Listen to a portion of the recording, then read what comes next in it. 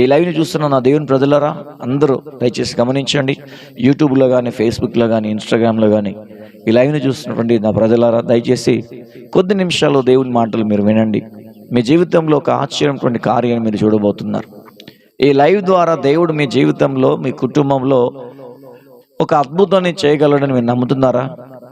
Yes, మేము నమ్ముతున్నాం అనుకున్నట్లయితే దయచేసి వాక్యాన్ని శ్రద్ధగా వినండి. ఇక్కడ ఇజ్రాయెల్ ప్రజల పక్షాన దేవుడు ఒక అద్భుతాన్ని చేశాడు. అది ఈ లోకంలో మనుషులకు అది అసాధ్యము, అది సాధ్యము కాదు, చేయలేరు కూడా. అయితే ఇజ్రాయెల్ ప్రజలందరూ కూడా ఐగుప్తు నుంచి వారు నడుచుకుంటూ ప్రయాణం చేసుకుంటూ వస్తూ రెఫీద్ అనేటువంటి ప్రాంతంలో దిగిపోయారు. వీళ్ళు నడిచి నడిచి నడిచి నడిచి అలసిపోయారు. బాగా దాహం వేస్తా ఉన్నది, దప్పికేస్తా ఉన్నది. దాహం వేస్తూ ఏమడిగారంటే మోషే దగ్గరకు వచ్చి, చూడండి ఏం మాట్లాడారు వాళ్ళు. తమ ప్రయాణముల్లో సీను అరణ్యము నుండి ప్రయాణమైపోయి రెఫిదీములో దిగిరి. వీరు నడిచి ప్రయాణం చేసి అలిచిపోయారు కాబట్టి వారి దగ్గర ఏం లేవంట, త్రాగడానికి నీళ్ళు లేవు. ఆ రోజుల్లో వాళ్ళు ఎలా ఉండేదో తెలుసా? ప్రియా దేవుని ప్రజలారా దయచేసి గమనించండి. దేవుడు మనతో మాట్లాడుతూ ఉండే మాటల ద్వారా వారు 40 సంవత్సరాలు అరణ్యంలో వారు నడిచారు, తిరిగారు. వారి వస్త్రాలు మాయలేదని బైబిల్లో రాయబడింది. వారి చెప్పులు అరిగిపోలేదంట. అంతగా దేవుడు వారితో ఉన్నాడు కాబట్టి, దేవుని మహిమ వారితో ఉంది కాబట్టి వారు నడిపించబడ్డారు అంతకాలం. సాధారణంగా కానా దేశానికి కదా అతి త్వరలో వెళ్ళే మార్గం ఉన్నది, కానీ వారు ఎందుకు వెళ్ళలేకపోయారంటే ఆ సమయంలో దేవుడు వారికి పరీక్షించాడేమో. ఈరోజు మనకు కూడా కొన్నిసార్లు మన జీవితంలో కొన్ని కార్యాలు ఆలక్ష్యం అవుతూ ఉంటాయి, కానీ ఏదేమైనప్పటికీ దేవుడు మేలు చేయక మానడు. వీళ్ళందరూ కూడా దాహం వేస్తూ మోషే దగ్గరికి వచ్చి మోషేతో మాట్లాడుతున్నారా, ఫైట్ చేస్తున్నారా? చూడండి, మోషేతో ఏం చేశారంట? నీళ్లు లేకపోతే మోషేని అడగాలి నీళ్ళు ఇవ్వని, కానీ ఏం చేస్తే తెలుసా? వాదిస్తా ఉన్నారంట. నువ్వెందుకు తీసుకొచ్చావు, నువ్వెందుకు ఇక్కడ తీసుకొచ్చావు మమ్మల్ని? అడ్డోరే, నువ్వెందుకు మమ్మల్ని తీసుకొచ్చావు ఇక్కడికి? మోషేతో వాదించుచు, ఏమయ్యా మోషే, నీకు నెత్తి ఖరాబ్ అయిందా? నెత్తి గిట్ల ఏమైనా ఖరాబ్ అయిందా? ఎందుకు మమ్మను ఐగుప్తు నుంచి తీసుకొచ్చావు? కనీసం తాగడానికి నీళ్లు కూడా ఇవ్వలేదు. ఎందుకో తెలుసా? అక్కడి నుంచి ఎందుకు తీసుకొచ్చావు మమ్మల్ని? అర్థమవుతుందా నీకు? మోషే, ఎందుకు తీసుకొచ్చావు మమ్మల్ని? దాహం వేస్తూ చచ్చిపోతున్నాం. ఇక్కడ దాహం వేస్తుంది, మేము, మా భార్య, పిల్లలము, ఇదిగో మా ప్రజలందరూ కూడా దాహంతో తప్పించిపోతున్నారు. తప్పికేస్తుంది కదా. దాహం వేస్తే ఎవరు కూడా ఉండలేరు. ఆకలి వేస్తాను కొద్దిసేపు ఉంటామేమో, కానీ దాహం వేస్తే వెంటనే నీళ్ళు తాగేయాలి. కానీ వారి దగ్గర నీళ్ళు లేవు. ఏం చేయాలి? మోషే దగ్గరకు వచ్చి మోషేతో ఫైట్ చేస్తా ఉన్నారు. మోషే, త్రాగుటకు మాకు నీళ్లు కావాలి అని అడగగా మోషే అంటుండే, మీరు అడగవచ్చు కదా, ఎందుకు వాదిస్తారు నన్ను? మీరందరూ కూడా నా మీద ఒక్కటేసారి దండెత్తి నా మీదకి వచ్చి నాతో వాదిస్తా ఉన్నారు కదా, ఇది ఎలా? యెహోవాను, నన్ను కాదు, నన్ను అడగడం ద్వారా మీరు యెహోవాను శోధిస్తా ఉన్నారా అయ్యలారా? దయచేసి గమనించండి అని మోషే వారితో మాట్లాడుతా ఉన్నాడు అని వారితో చెప్పాను. అక్కడ ప్రజలు నీళ్లు లేక దప్పికొని ఏం చేశారు తెలుసా? దప్పికొని మోషే మీద సనుక్కున్నారు. హల్లెలూయా. ఆ అరణ్యం ఎలా ఉంటుందో ఒక ఇమేజ్, ఒక పిక్చరు ఒకవేళ మనకి టీవీ ఉంటే మీకు చూపిస్తే బాగా ఇంకా క్లియర్గా అర్థమవుతుంది. ఒక వాక్యం బోధించేటప్పుడు ఒక పిక్చర్ చూపించి మీకు బోధిస్తే, ఓహో ఇలా ఉంటుందా. ఇప్పుడు నేను చెప్పేది ఎలా ఉంటుందంటే ఊహలా అది వేరే ఉంటుంది, మనకు అర్థం కాదు. కాబట్టి ప్రియులరా దయచేసి గమనించండి, కాస్త అర్థం చేసుకోండి. లైవ్లో ఉన్న వారందరూ కూడా దాహం లేక తప్పించిపోతున్నారు, ఏడుస్తున్నారు, ఇంకా సొమ్మసిల్లిపోయారు. తట్టుకోలేక మోషే పైన లేస్తూ ఆయనతో గొడవకు దిగారు. మోషే పైన సనుక్కుంటూ, వాస్తవానికి ఆ ప్లేస్లో ఎవరున్నా అలాగే చేస్తారు. ఎందుకంటే ఆకలి దాహం వేస్తూ ఉంది వాళ్ళకి. తట్టుకోలేక మోషే పైన సనుక్కుంటూ మాట్లాడడం మొదలుపెట్టారు. మోషే మీద సనుగుచు, ఇది ఎందుకు చూడండి, వాళ్ళు అంటారు, నువ్వెందుకు మమ్మును మా పిల్లలను మా పశువులను దప్పిక చేత చంపుటకు? ఏమయ్యా మోషే, అక్కడ లేదా? అక్కడే చంపేస్తే అయిపోయేది కదా, అక్కడి నుంచి ఇక్కడ తీసుకొచ్చావు మమ్మల్ని చంపడానికి, బుద్ధి ఉందా నీకేమన్నా, తెలివి ఉందా అని మోషేతో మాట్లాడడం ప్రారంభించారు. ఐగుప్తులో నుంచి చంపడానికి ఇక్కడ తీసుకొచ్చావు, మమ్మల్ని, మా పిల్లలను, మా భార్యలు, మా పశువులను, సమస్తాన్ని చంపివేయటానికి ఇక్కడ తీసుకొచ్చి దాహం లేకుండా చేసేసావు కదా అయ్యా మమ్మల్ని. వేల మంది, లక్షల మంది ఉన్నారు అక్కడ. ఆ లక్షల మంది ప్రజలకు ఒక్కడే ఏం సమాధానం చెప్తాడండి? చూడండి, ఆ అరుపులు, ఆ కేకలు తట్టుకోలేకపోతారు, దాహం వేస్తా ఉన్నది. అదంతా కూడా మరి అరణ్యంగా ఉండొచ్చు, అక్కడ నీళ్ళే లేవు. ఒకవేళ నదులుండి నీళ్లుంటే వీళ్ళే వెళ్ళి తాగుతారు, కానీ అక్కడ నీళ్ళు లేని ప్రదేశం అది. ఆ ప్రదేశంలో ఎలా మొరపెడుతున్నారంటే మోషేకి, అసలు మోషే పైన సనుక్కోవడం, మోషేకి వ్యతిరేకంగా లేవడం, మోషేతో ఫైట్ చేయడానికి దిగారు. అప్పుడు మోషే ఏం చేశాడు చూడండి. అప్పుడు మోషే యెహోవాకు మొరపెట్టడం ప్రారంభించాడు. బ్రదర్, సిస్టర్, నీకు ఇలాంటి సమస్య వస్తే ఈరోజు నీ జీవితంలో నువ్వేం చేస్తా ఉన్నావు? మోషేకు ఒక సమస్య వచ్చి మోషే ముందు నిలబడింది, ఒక పరీక్ష వచ్చి మోషే ముందు నిలబడింది, ఒక చాలా భయంకరమైన ఇబ్బంది వచ్చి నిలబడ్డది. మోషే ఏం చేశాడు? దేవునికి ప్రార్థించాడు.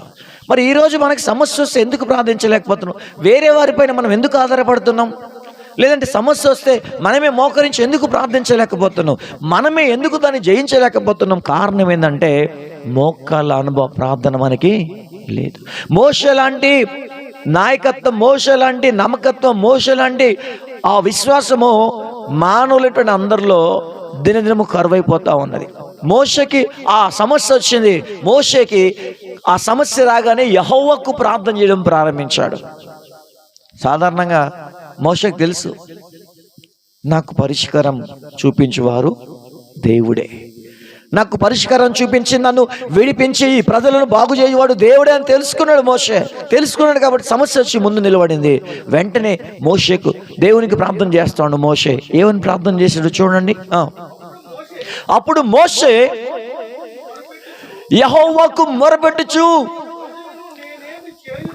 అప్పుడు తట్టుకోలేక మోషే ప్రార్థన చేశాడు, యెహోవా దేవా, ఈ ప్రజలను నేను ఏం చెయ్యాలయ్యా, తట్టుకోలేకపోతున్నా. మోషే ప్రార్థన చేస్తాడు దేవునికి. బ్రదర్, సిస్టర్, ఈ లైన్ చూస్తున్న దేవుని ప్రజలారా, దయచేసి దేవుడు మీతో సూటిగా మాట్లాడుతున్నావు. నువ్వు ఉన్నావు సమస్యలో, కానీ ప్రార్థించే మనసు లేదు నీకు. నువ్వు ఉన్నావు చాలా కఠినమైన అప్పులలో కూరుకుపోయి ఉన్నావు నువ్వు, కానీ ఈరోజు దేవుని బిడ్డవై ప్రార్థన చేయలేకపోతున్నావు. మోషేకు భయంకరమైన పరీక్ష ముందు వచ్చి నిలబడ్డది. మోషే లాంటి నాయకుడే దేవునికి మొరపెడతా ఉన్నాడు. అంటే ఆయన తెలుసుకున్నాడు, నేను మొరపెడితే దేవుడు నాకు ఉత్తరం ఇస్తాడు, దేవుడు జవాబు ఇస్తాడు, ఈ ప్రజలకు కావలసిన ఆహారాన్ని దేవుడు ఇవ్వగలుగుతాడని ఆయన గుర్తెరిగాడు. ఈరోజు దేవుని నమ్మిన మనము ఆ సమస్య నుంచి నువ్వు విడిపించబడాలంటే, లేదంటే నీ ప్రశ్నకు, లేదంటే నీ కష్టానికి, లేదంటే నువ్వు ఉన్న పరిస్థితికి జవాబు నీకు రావాలంటే నువ్వు ప్రార్థన చేయాల్సిందే. మోషే ప్రార్థన చేశాడు. అంత గొప్ప నాయకుడు అయ్యుండి కూడా అద్భుతాలు చేశాడు మోషే ద్వారా దేవుడు. అంత పెద్ద గొప్ప నాయకుడే దేవుని వైపు చూశాడు. అంటే దేవుని వైపు చూస్తేనే నాకు పరీక్ష, నాకు జవాబు వస్తుంది అనుకున్నాడు. దేవుని వైపు చూశాడు, దేవునికి మొరపెట్టాడు. ఏం చేయాలి ప్రభా ఈ ప్రజలని దేవుడిని అడుగుతా ఉండు మోషే. ఈరోజు మనం అడుగుతున్నామా? ప్రభా, నా పరిస్థితి ఇలా ఉంది, నేనేం చేయాలి? నా కుటుంబం ఇలా ఉంది ప్రభా, నేనేం చేయాలి? ఎందుకు ఇలా ఉంది ప్రభా? నేనేం చేస్తే నేను సాఫీగా జీవిస్తా? నేనేం చేస్తే యథార్థంగా బ్రతుకుతా ప్రభా? నేను ఎలా జీవించాలి ప్రభా? నాకు పరిష్కారాన్ని చూపించు ప్రభా అని మోషే ప్రార్థన చేశాడు దేవునికి. ప్రార్థన చేయగానే దేవుడు ఎలా మాట్లాడాడు చూడండి. యెహోవాకు మొరపెడుచు, ఈ ప్రజలను నేనేం చేయదును, కొంతసేపటికి ఆయనకు అర్థమైపోయింది, ఇంకా తట్టుకోలేకపోతారు వీళ్ళు, దాహం వేస్తా ఉన్నది, దాహం దాహం దాహం అని ఆ ప్రజలందరూ గుమ్మిగూడి ఒక్కటేసారి మోషే మీదకి వచ్చారు. వెంటనే చూడండి, ఆయన తట్టుకోలేక ప్రభుత్వం అంటుండు, దేవా నువ్వు కొంచెం ఆలస్యం చేసిదివా, ఈ ప్రజలందరూ కూడా బ్రతికిన నన్ను రాళ్ళు తీసుకొని కొట్టి చంపబోతున్నారయ్యా. నాకు అర్థమైపోయింది. మరి దేవుడు చంపనిస్తాడా? దేవుడు ఇచ్చినటువంటి పోస్ట్ అండి మోషేకి అది. అన్ని లక్షల మంది పైన నాయకుడిగా ఉన్నాడంటే, ఈరోజు ఈ మాటలు వింటున్నటువంటి నా దైవ సేవకులారా, సంఘాలను సంఘంలో కాపర్లారా, దైవ సేవకురాలా, దయచేసి గమనించండి. పాస్టర్లారా, దయచేసి ఈ మాటలు ఒకవేళ మీరు వింటున్నట్లయితే దయచేసి గమనించండి. సంఘాలపైన దేవుడు మీకు అధికారం ఇచ్చాడా? బోధించే ఆధిక్యత దేవుడు మీకు ఇచ్చాడా? లేదంటే సంఘం పైన నువ్వు ఎల్డర్గా ఉన్నావా, సంఘం పెద్దగా ఉన్నావా, లేదంటే పాస్టర్గా ఉన్నావా, బిషప్గా ఉన్నావా, రెవరెండ్గా ఉన్నావా, ఎలా ఉన్నావు? నాయకుడిగా ఉన్నటువంటి నీవు ఆ నాయక లక్షణాలు కలిగి జీవించాలి. భూమిన విలువైనది ఏదైనా ఉందంటే, ఈ భూమిన ఏ జాబు నీకున్నా కానీ, ఏ బిరుదు నీకున్నా కానీ అది మనుషులు ఇస్తే వచ్చేది. అది మనుషులు పెడితే దానికి పేరు ఉంటుంది. కానీ సేవకుడు అనేటువంటి పదము దేవుడిస్తేనే వచ్చేది. హల్లెలూయా. ఈ సేవకుడు పదం ఎంత గొప్పదో తెలుసా? సేవకుడు దైవజనుడా అని నిన్ను పిలుస్తున్నారంటే ఆ పదవి దేవుడిచ్చాడు నీకు. ఆయన నామానికి మహిమ కలుగును గాక. హల్లెలూయా. ఆ స్థాయిలో ఉన్నటువంటి వ్యక్తివి నీవు ఎలా జీవిస్తున్నావు ఒక్కసారి పరీక్షించుకుందాం. దేవుడు నీకు సంఘాన్ని ఆత్మలను అప్పచెప్పాడు, కాపరిగా ఉన్నావు నువ్వు. ఆ రోజు మోషే కూడా కాపరిగా ఉన్నాడు, నాయకుడిగా ఉన్నాడు. ఆ మోషే ఆ సమస్యను చూసి దేవునికి మొరపెడతా ఉన్నాడు. మొరపెట్టినప్పుడు ఆయన అంటుండే, దేవునితో తట్టుకోలేక, ప్రభా ఇంకాస్త లేట్ అయితే, ఆలస్యం చేస్తే ఈ ప్రజలు రాళ్ళు తీసుకొని కొట్టి చంపేస్తారే కదన్నావు. ఏం చేయాలి ప్రభా? దేవుని ప్రార్థన చేస్తా ఉన్నాడు. అందుకు యెహోవా మాట్లాడు. చూడండి, తడువు లేదండి, ఆలస్యం లేదు. మోషే ప్రార్థన చేయడమే ఆలస్యం అంతే. వెంటనే ఆన్ ది స్పాట్ లో జవాబు వచ్చేస్తున్నాం చూడండి మోషేకి. అందుకు యెహోవా అంటుండు, నీవు ఇశ్రాయేలు ప్రజలందరి ఎడల పెద్దలలో కొందరిని తీసుకొని ప్రజలకు ముందుగా పొమ్ము. నీవు నీ చేతిలో ఒక కర్ర ఉంది కదా, ఆ కర్రతో ఇంతకుముందు నది కొట్టావు కదా, ఆ కర్రని పట్టుకొని ఆ పెద్దలను తీసుకొని ముందు వెళ్ళని చెప్పాడు దేవుడు. ఇదిగో అక్కడ హోరేబులోని బండ మీద ఏం చెప్పాడంటే, మోషేతో దేవుడు అంటుండు, ఆ ఇశ్రాయేలు పెద్దలను తీసుకో, తర్వాత నీ చేతిలో కర్ర ఉంది కదా, అప్పుడు నదిని కొట్టావు కదా, ఆ కర్ర పట్టుకొని వాళ్ళందరికంటే ముందు రాను. నేను అక్కడ ఒక బండ ఉంటుంది, ఆ బండ ఎదురుగా నేను నిలబడతాను, నువ్వు యువతలు నిలబడు అని దేవుడు అతనితో మాట్లాడుతా ఉండు. మళ్ళీ ఒకసారి చదువుతాడు ఆ మాట. నీ కర్ర చేత పట్టుకొని పొమ్ము. ఇదిగో అక్కడ హోరేబు అనే ప్రాంతంలో చూడండి, హోరేబు అనే ప్రాంతంలో ఒక బండ ఉందంట. ఆ బండ మీద నేను నీకు, ఆ బండ మీద నీకు ఎదురుగా నిలుస్తాను, నీకు ప్రత్యక్షమైతాను. ఆ ఎదురుగా నిలబడినప్పుడు నువ్వు అవతల ఉంటావు కదా, నీవు చూడండి, నీవు ఆ బండను కొట్టగా ప్రజలు త్రాగుటకు దానిలో నుండి నీళ్లు బయలుదేరినని మోషేతో సెలవీయగా, మోషే చూడండి, మోషే ఇశ్రాయేలు ప్రజలలో ఆ పెద్దలందరి కన్నులు ఎదుట అలాగే చేశాడు. హల్లెలూయా. దేవుడు ఏది చెప్పాడో ఏం చేశాడు అదే చేశాడు. ఈరోజు దేవుడు ఒకటి చెప్తే మనం ఇంకోటి చేయొద్దు. ఎందుకంటే దేవుడు చెప్పింది చేస్తే అది మనకి ఆశీర్వాదం, దేవుడు చెప్పింది చేస్తే అది మనకి దీవెన, దేవుడు చెప్పింది చేస్తే దేవునికి మనం లోబడ్డట్టు. దేవుడు చెప్పాడు, అమాలేకులను అందరినీ హతము చేసి పడే పని చెప్పాడు. సౌలు ఇశ్రాయేలు ప్రజల మీద మొట్టమొదటి రాజు, కానీ ఏం చేశాడు తెలుసా?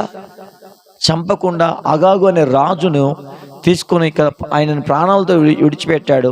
తర్వాత అక్కడ మంచి మంచి ఆవులు, ఎడ్లను తీసుకొచ్చి ఆయన ఇంటి వెనకాల కట్టేసుకున్నాడు. అప్పుడు యెహోవా దేవుడు బాధపడ్డాడండి, మనసులో నొచ్చుకున్నాడు. దేవుడు ఏది చెప్పాడో అదే చేయాలి. అవన్నీ శపితమైనవి, నేను శపించాను, వాటిని చంపిపడే అని చెప్పాడు దేవుడు. ఈ రాజు దేవుడు చెప్పినట్టు చేయాలనా, ఆయనకి నచ్చినట్టు చేయాలనా? మీరు చెప్పండి. ఈ లైవ్ని చూస్తున్న వాళ్ళరా కామెంట్లు తెలియజేయండి దయచేసి.